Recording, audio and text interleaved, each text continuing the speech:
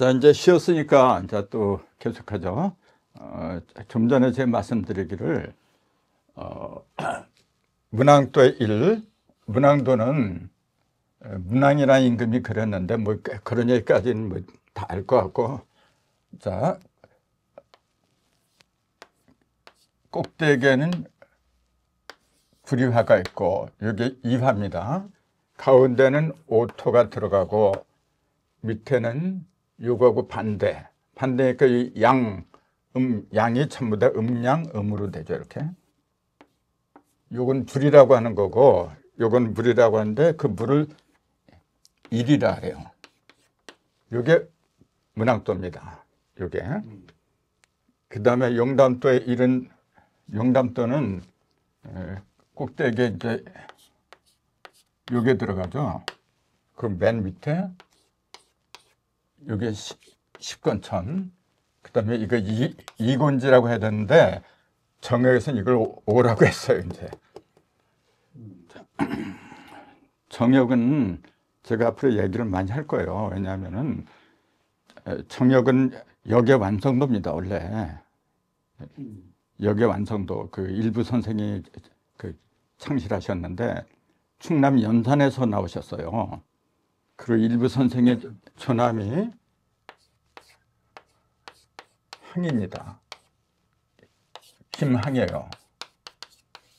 여기 이제 64개를 치면은 위에는 뇌가 있고 밑에는 풍이 있어요. 뇌하고 풍이 합하면 뇌풍항이라 그래요. 이 양반의 이름 자체가 이런 거 갖다 상징하는 이름이에요. 원래. 그러니까 이름도 무시할 수 없는 게 이미 이런 이치를 갖다가 이 항자는 항상 있는 거잖아요. 그냥 변함이 없는 거. 그러니까 역에서 변함이 없는 이치를 갖다 밝히려는 그런 사명자가 아닌가, 이제 그렇게 보는 거죠. 그래서 3년만 동안 눈앞에서 정역의 궤도가 사라지지 않았어요. 그래서 그걸 그린 게 정역도입니다.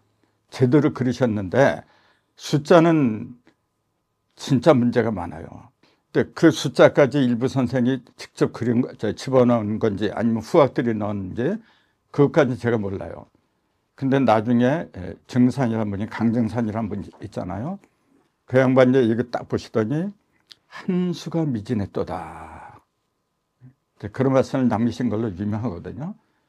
그 한수를, 미진한 한수를 갖다가 번해서 만든 게 용담도예요. 요거는 제가 한 게 아니고 그 증산을 따르는 그 현모경이라고 있어요. 증산께서는 지금 증산대 도전이나 대순진리의 이제 경전 같은 거 안 만들었어요. 그런 걸. 오직 현모경 한 곳만 남겨두고 가셨어요.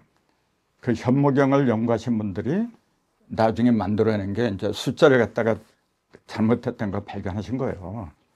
제가 한 게 아닙니다. 근데 이제 정역에서는 이걸 갖다가 5라 그래요. 그리고 이걸 10이라 그러고 50토를 갖다 이렇게 중앙에다 배치를 했어요. 그리고 여기에는 1 집어넣고 여기에는 이제 그 진캐가 있는데 이거 육진내라고 그래요. 이게.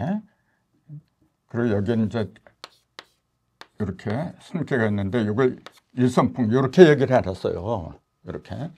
일육수를 갖다가, 일육수가 북방 일육수인데 이게 무슨 북방이야 그래. 또 50토가 중앙에 있는 건데 이걸 갖다 이렇게 그냥 떼놨어. 또 38도 여기다 38 이렇게 놓고 49도 여기다 49를 이렇게 떼어놓고, 이게 말 같은 얘기입니까? 그걸 갖다가 온전한 역이라고 지금 그렇게들 얘기하고 있어요. 참 아쉬운 건데 이제 뭐 그 얘기는 나중에 하기로 하고, 자, 지금 할 얘기는 요거예요.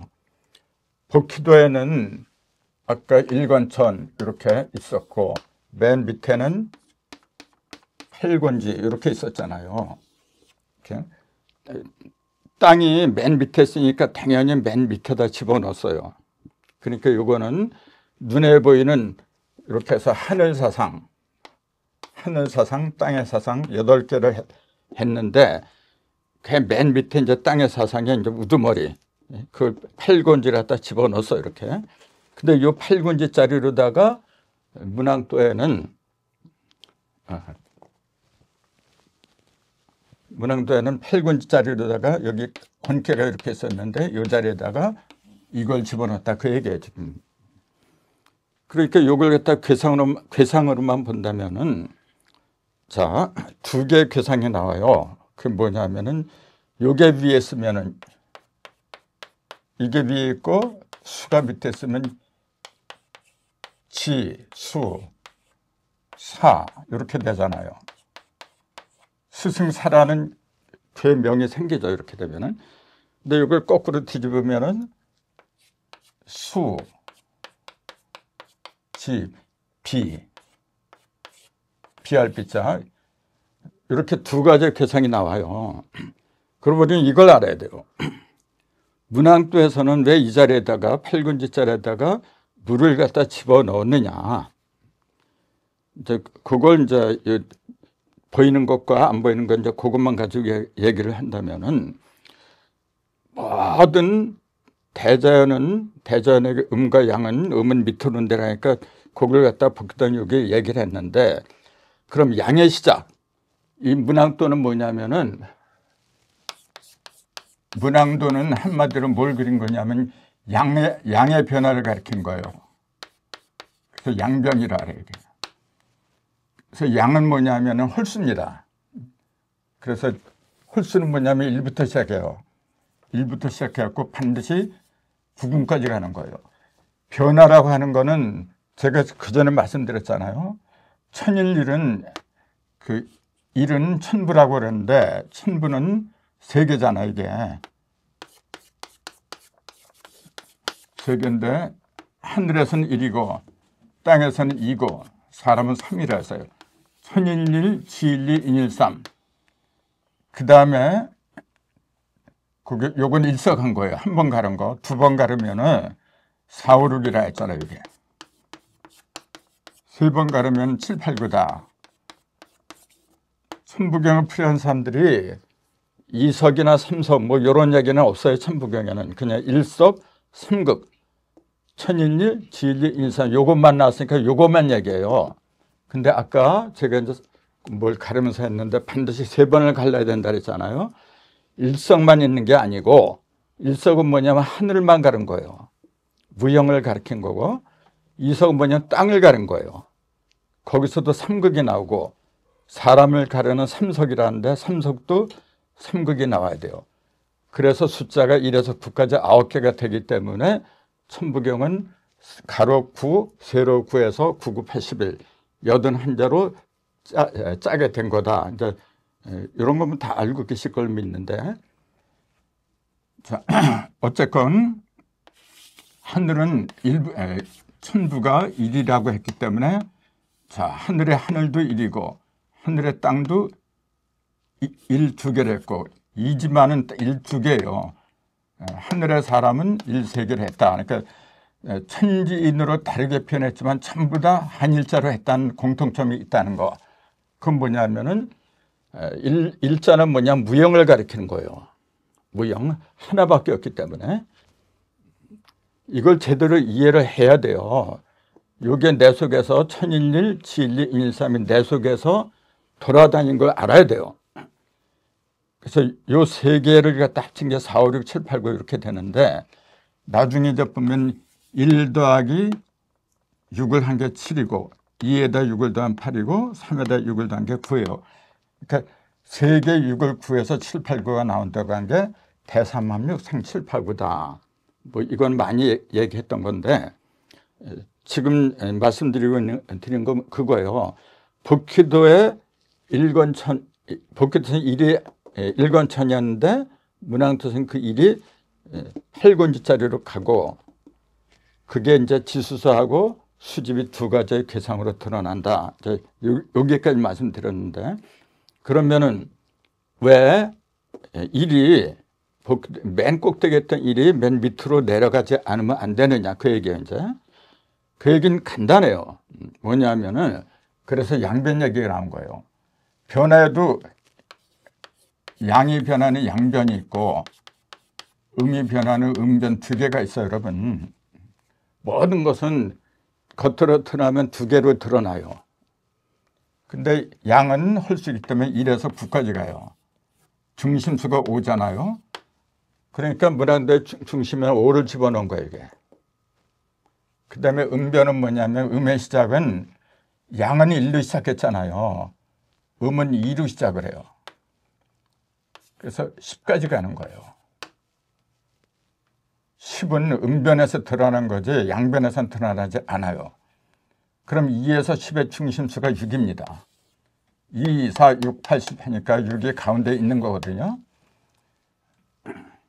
그 버키도는 중심수가 이제 중앙에 숫자가 없지만은 전에 얘기했듯이 하늘의 1이 땅에서는 5가 된다 그랬잖아요.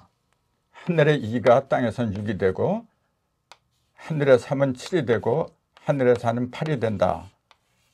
전부 다 합해서 4가 될 적에 하늘의 사상이 땅의 사상으로 나온다. 그래서 버큐도의 중심수는 4다 그랬잖아요. 버큐도는 4, 문항도는 5, 용담도는 6이다. 여기 4, 5, 6이 중심에 들어간 거하고 똑같은 이치입니다. 이게 지금. 그러니까 정역은 중심에 6이 들어가야 되는데 2007을 갖다 집어넣었어요. 그러니까 왜 그래야 되는지 그 이유도 없어요, 지금요. 자, 그거는 내가 따로 이제 논문 형식으로 좀 길어요. 저거 제대로 하려면. 자, 그래서 이걸 보세요. 그러면은 왜 제일 낮은 8군지자로다가 물이 들어갔느냐 하면은 자, 생각을 해보세요, 여러분. 이 자리는 뭐냐면 극음이죠. 음이 제일 끝에 이른 자리란 말이에요. 자, 양이 발생한다고 하는 거는 어디서 발생하느냐 하면은 음이 닿을 적에 양이 나오는 법이지 음이 끝나지 않았는데 양이 어떻게 나와요? 그 말이 안 되는 얘기죠. 음이 끝나야만이 양이 나오고 양이 끝나야만이 음이 나오는 겁니다. 그건 이제 극적반이라 그래요. 근데 이제 여기서는 양이 시작한다 그랬잖아요. 양변, 문항도는. 그 선천이라고 하는 건 이렇게 하늘을 선천, 부천 이렇게 두 개로 나눠요. 선천은 문항도를 말한 거예요. 양이 구별하는 걸 갖다 위주로 하는 게 선천이고, 그 다음에 부천은 뭐냐면 음변, 2에서 10까지 가는 그 위치를 가리킨 게 정역도인데, 그게 부천의 위치를 밝힌 겁니다, 이게. 그러면은 문항도는 양변을 갖다가 기준으로 삼았다니까 1부터 시작을 해야 돼요. 그럼 어디서 시작을 해야 되느냐? 조금 아까 말씀드린 것처럼 음이 닿은 곳, 음이 끝나는 곳에서 나와야 돼요. 그럼 여기서 버큐도에서 음이 끝나는 곳이 어디냐면은 당연히 8군지죠. 음이 제일 무거우니까 밑으로 떨어지잖아요. 그래서 그 중심으로다가 양이 들어가야 돼요. 자, 여기서 우리가 알아야 되는 게 어떤 것이든 간에 시작은, 맨 처음에 시작은요, 중심으로 들어가라 그 얘기예요. 중심. 그게 정정당당한 겁니다. 변들어서 깨작깨작 되면은 그거는 일시적으로는 통할지 몰라도 반드시 중심으로부터 들어가야 돼요. 그걸 일러주는 거야, 지금. 그래야만이 진정한 스승이 된다 그 얘기예요, 지금요. 예? 이 스승사자가 본래 왜 나왔느냐면은 요 왼편에 있는 게 요게 언덕 부자예요. 언덕. 높은 언덕을 가리켜요. 그 다음에 요거는 뭐냐면은 수건할 때 건자입니다, 이게 지금. 둘을 잡자. 요렇게만 하면 수건건이고 그 위에다가 이렇게 하면은 둘을 잡자가 돼, 이제. 이게. 이렇게 높은 언덕을 갖다 둘러친 모습을 갖다가 그린 게 원래 스승사자예요. 아니, 그럼 스승하고 높은 언덕을 둘러친 거 무슨 연관이 있어요? 근데 그게 뭐냐면은 높은 언덕, 크게 특출나게 뛰어난 분을 중심으로 해서 제자들이 모였다. 이제 그렇게 본 거예요. 이제. 그러니까 언덕은 스승이고 그 스승을 둘러싼 둘을 잡은 제자고 이제 그렇게 본 거죠. 이제. 요 용어가 본래 어디서 나온 거냐면은 군대에서 나온 겁니다. 이렇게 대장을 바라보고 그 부하들이 삥 둘러싼 그 모습을 그린 거예요. 그렇기 때문에 지금도 군대 직제를 보면 사단이라고 했어요. 이제 여단장, 사단장 뭐 그렇게 얘기를 하는데 사단장이라는 요 사자가 스승사자를 써요. 그래서 이게 선천에 전쟁을 할 적에 나온 용어입니다. 이게 지금. 어쨌건 간에 스승사자는 뭐냐면은 높은 언덕처럼 위대하게 깨달은 분을 중심으로 해서 제자들이 이렇게 모여있는 상태, 그걸 가르쳐요. 그렇게 하려면은 그 스승은 반드시 중심에 자리 잡고 있어야 돼요. 중심에. 그래서 이 물이 위에 있으면은 이렇게 위에 있으면 수지 비가 되고, 즉 땅 위로다 물이 흘러가는 거예요. 이게 요건 뭐냐, 땅 속으로 물이 이제 모여드는 거죠. 땅 속으로. 위에 있거나 밑에 있거나 굉장히 중요하죠. 요건 그래서 수지비는 뭐냐면 모든 것이 이렇게 화목해지는 상징이다. 그렇게 얘기를 하죠. 이제 사실 요걸 제대로 풀이한 게 이제 주역이죠.